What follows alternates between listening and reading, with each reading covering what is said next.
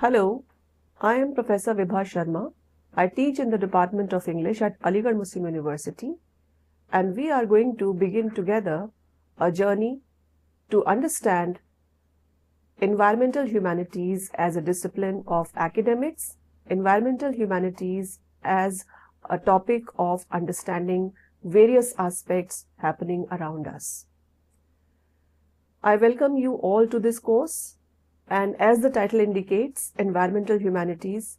So we must first of all look at this term, environmental humanities, because generally when we talk of environment, it is assumed that it is something to do with sciences, because environment comprises various issues related to science classrooms. But when we look at the second word, humanities, then it becomes a totally new connotation, totally a new collaboration of the words.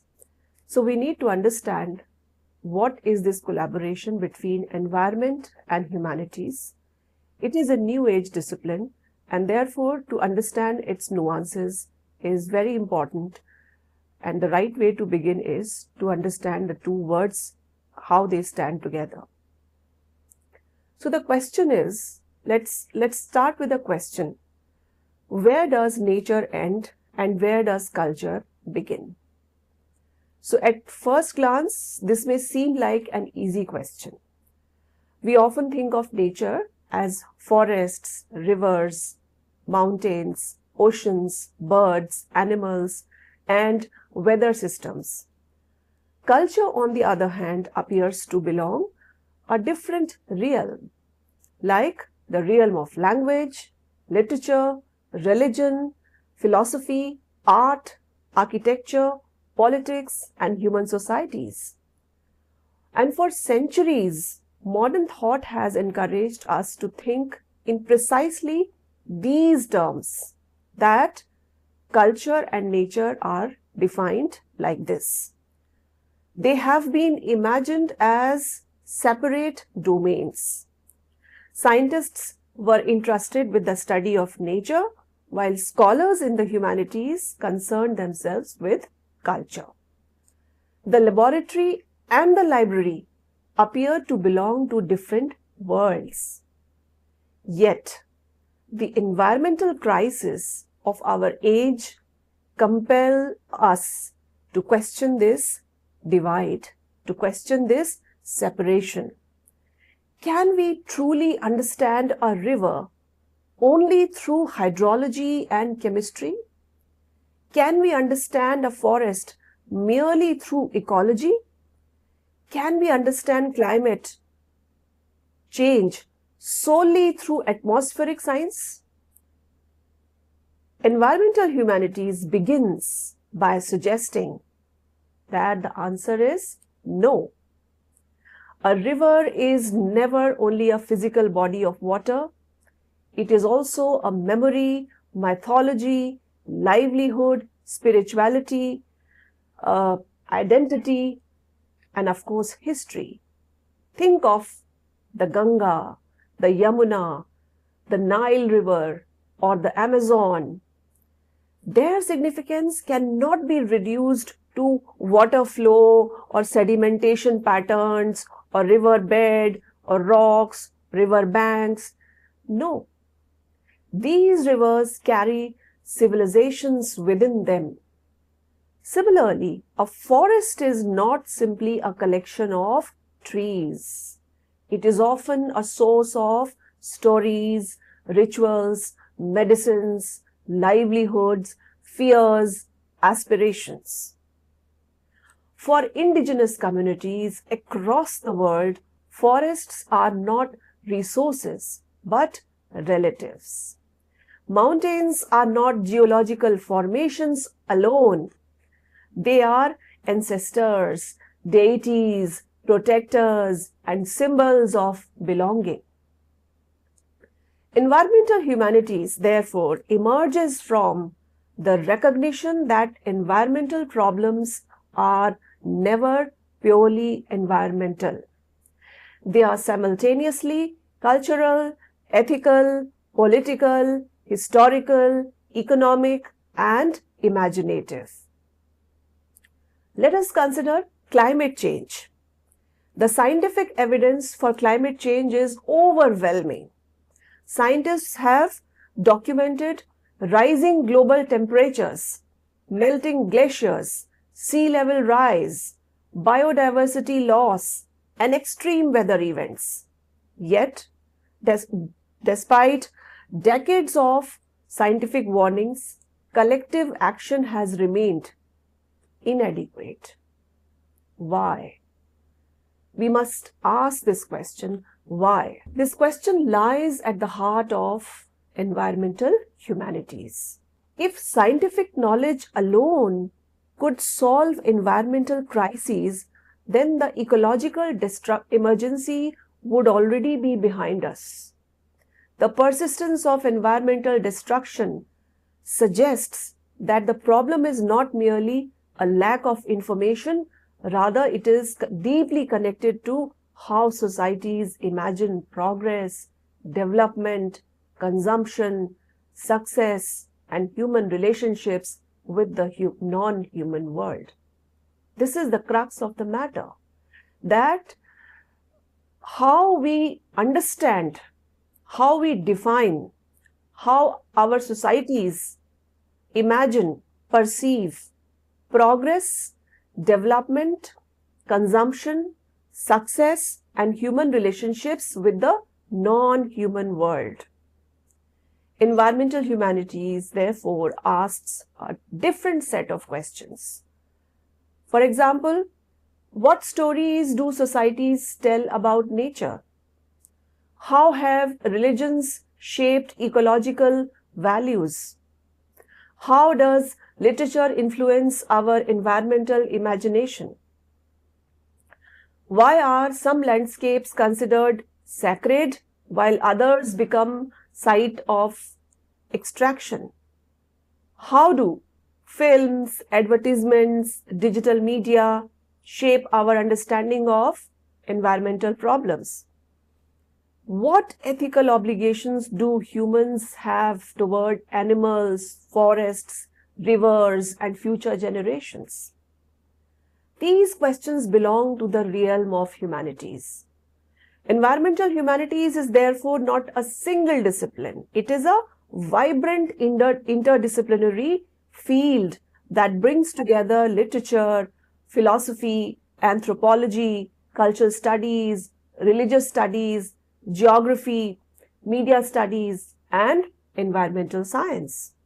So the field emerged prominently in the late 20th and early 21st centuries when scholars realized that environmental crises could not be understood solely through scientific models. A growing number of thinkers began to argue that environmental degradation reflected deeper cultural assumptions.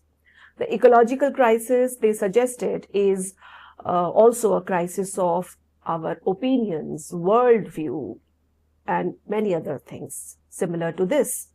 It reflects how modern societies imagine the relationship between humans and the rest of the world, the rest of the life.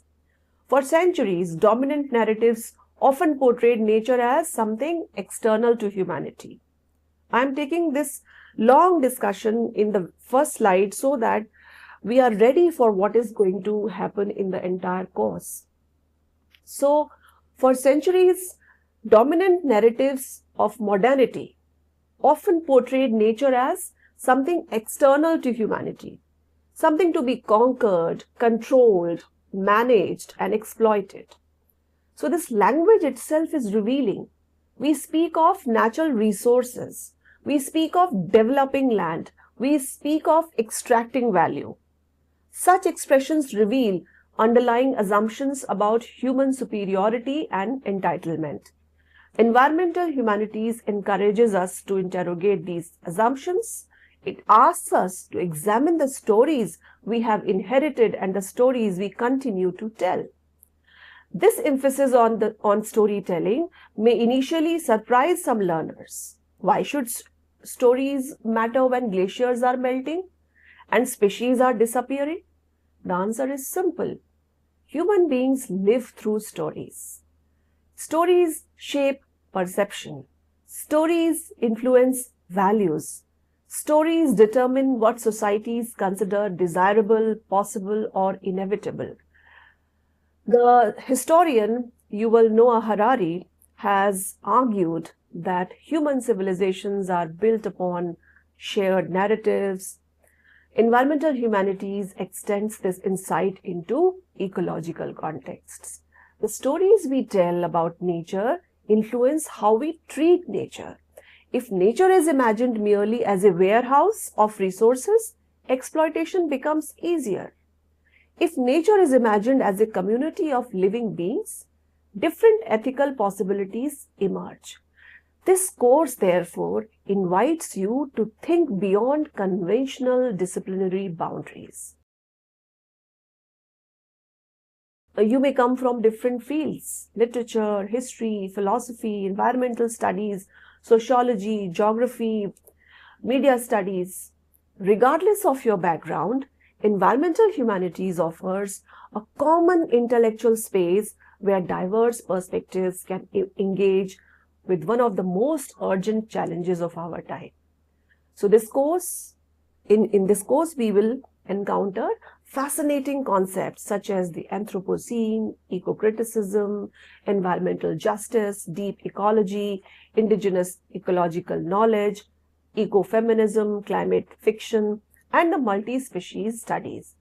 We will explore how literature, art, philosophy, religion, and culture help us understand environmental crises in deeper ways. Most importantly, we will examine how the humanities can contribute to creating more sustainable and just futures.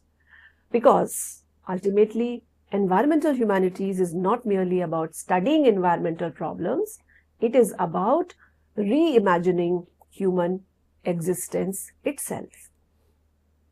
So, here what I show you, the urgencies of the humanities in a climate-stricken world. So let me begin with this section with an observation that may appear paradoxical. We are perhaps the most environmentally informed generation in human history. Every day we encounter news reports about climate change, biodiversity, plastic pollution, extreme weather events, deforestation, water scarcity, and ecological collapse. Scientific institutions across the world have produced enormous quantities of data. Satellite imagery tracks shrinking ice sheets, sophisticated climate models predict future scenarios, ecologists monitor species extinction, oceanographers document rising sea levels. Never before has humanity possessed such detailed knowledge about the state of the planet. And yet, environmental destruction continues. Why? This question is one of the most important starting points for environmental humanities. So let us imagine a physician diagnosing a patient. Let us imagine a physician diagnosing a patient. The physician accurately identifies the illness, explains the causes, and prescribes effective treatment. Yet the patient refuses to change their behavior. The diagnosis may be scientifically accurate, but the cure remains ineffective. Many scholars argue that contemporary environmentalism faces a similar dilemma. Science has diagnosed the crisis, but diagnosis alone has not generated sufficient transformation.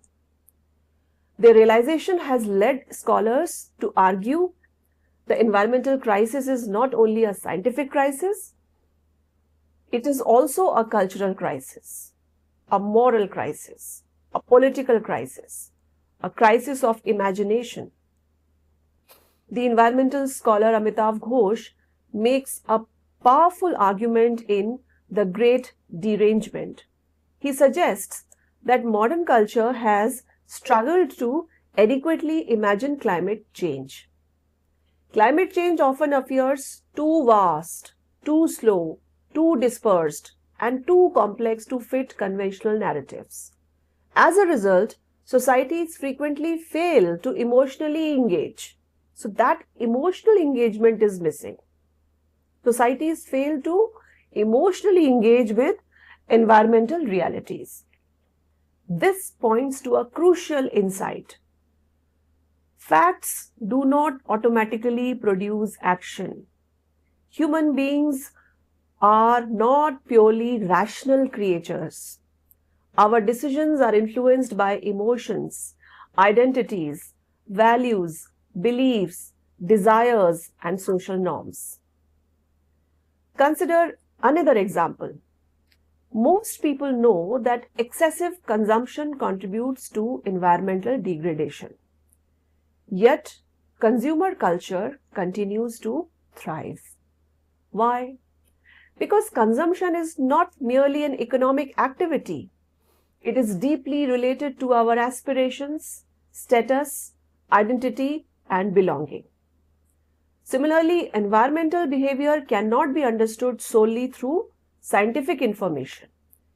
It must also be understood through culture. Environmental humanities, therefore, focuses on the narratives and values that shape human behavior. So, what are those behavioral aspects? What are those questions? Now, these are very important things. We need to focus on these things in a very profound manner. And these are also very visible. These are also very obvious.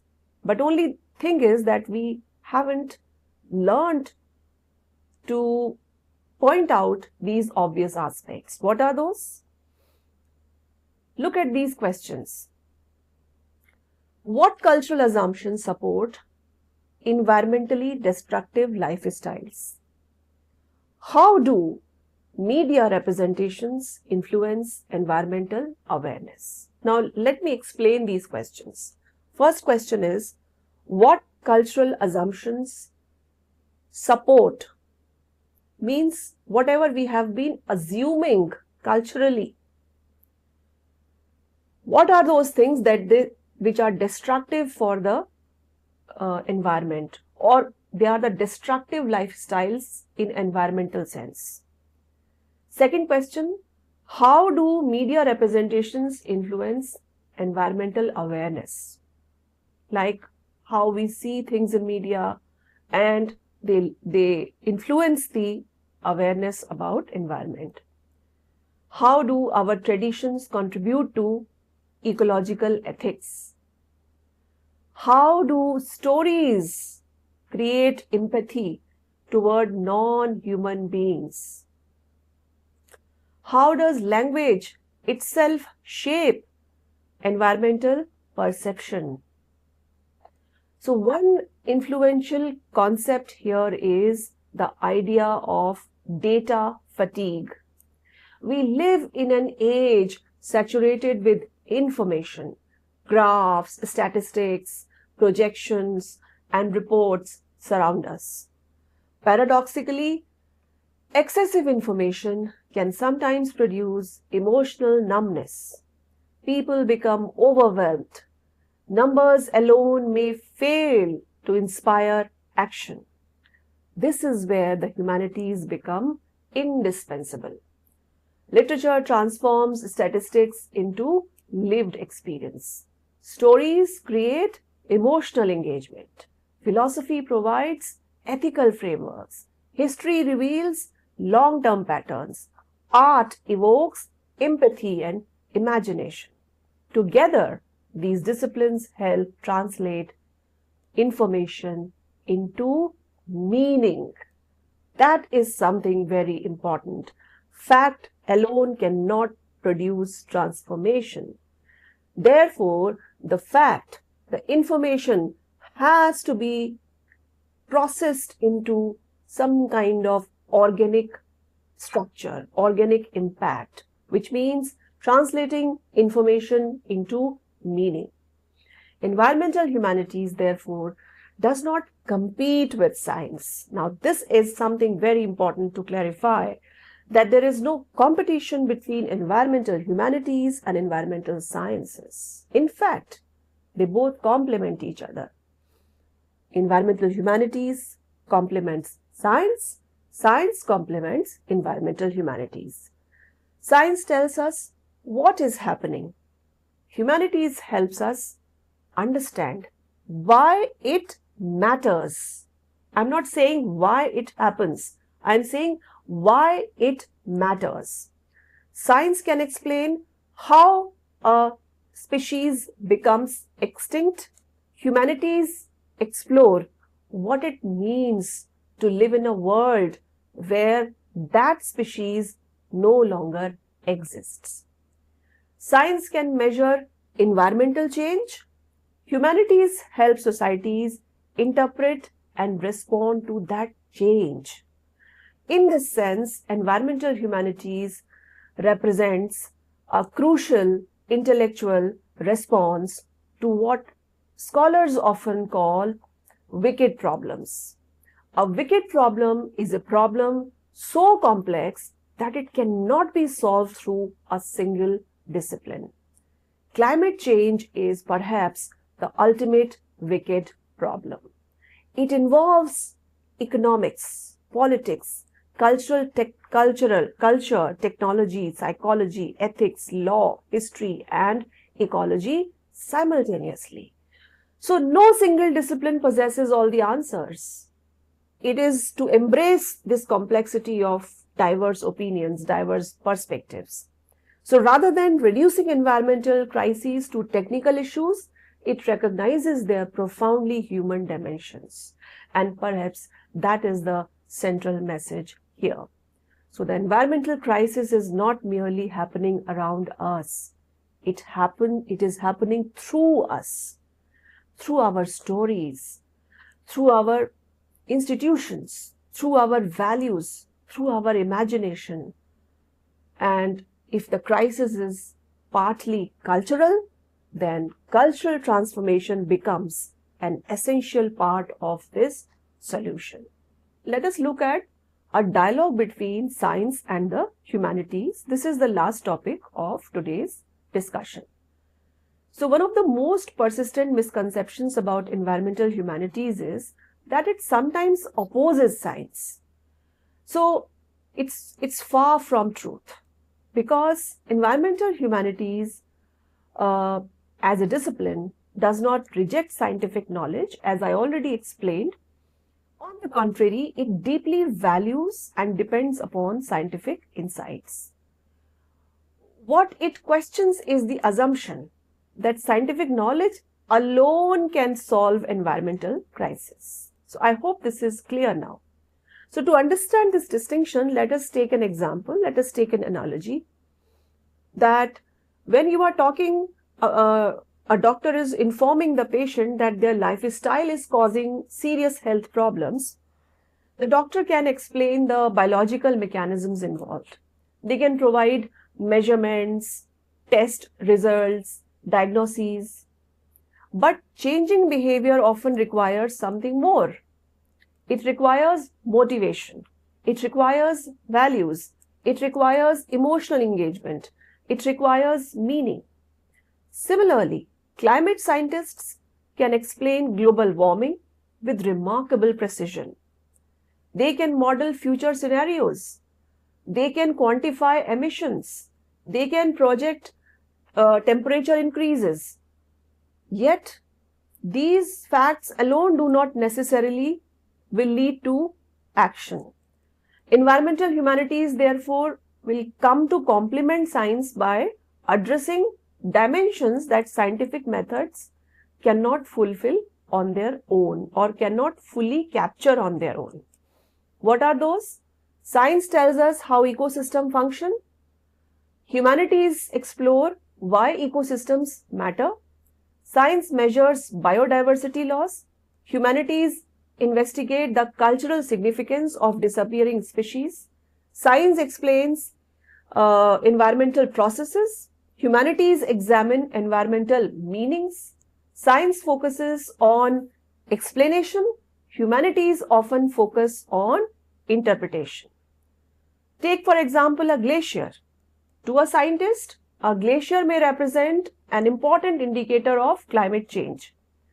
To a local community, the same glacier may represent ancestral memory, cultural identity, spiritual significance, and livelihood.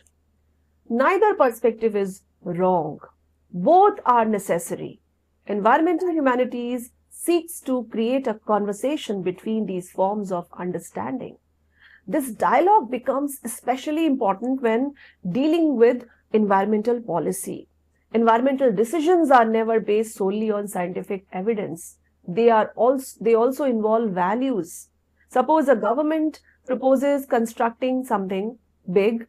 Scientific studies may provide information about engineering feasibility, but other questions will come into picture. Should that structure be built? Whose interests will it serve? Who will be displaced? What cultural heritage might be submerged? What ethical principles should guide decision making? Science cannot answer these questions alone because they involve competing values. Environmental humanities therefore expands this conversation. It introduces ethics, history, literature, philosophy, cultural memory, social justice into the discussions. This interdisciplinarity reflects the complexity of contemporary environmental changes. Climate change is not simply an atmospheric phenomenon. It is simultaneously economic, political, cultural, historical, psychological, and ethical.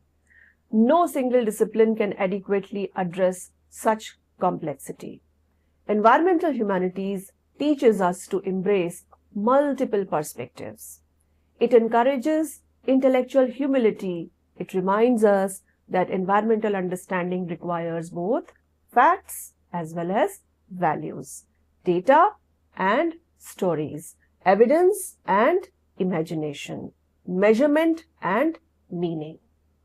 The future of environmental thinking depends not on choosing between science and humanities, but on developing productive dialogue between them. So here are the materials that I have used in today's discussion, this particular lecture. I hope you have understood now, to begin with, what is environmental humanities? Is it against science or not? This is what we have discussed today.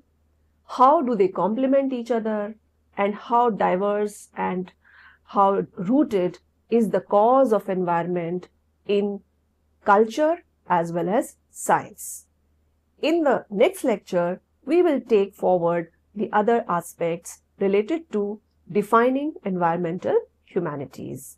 Meanwhile, I suggest you students think of the environment of the place where you live, where you have grown up. What are those parameters that you see are changing? What changes have you seen around yourself? And make a list of it. Maybe a mental list of it. Think of those things, because that will help you a lot as a point of reference in the discussions that are to come. So for now, thank you.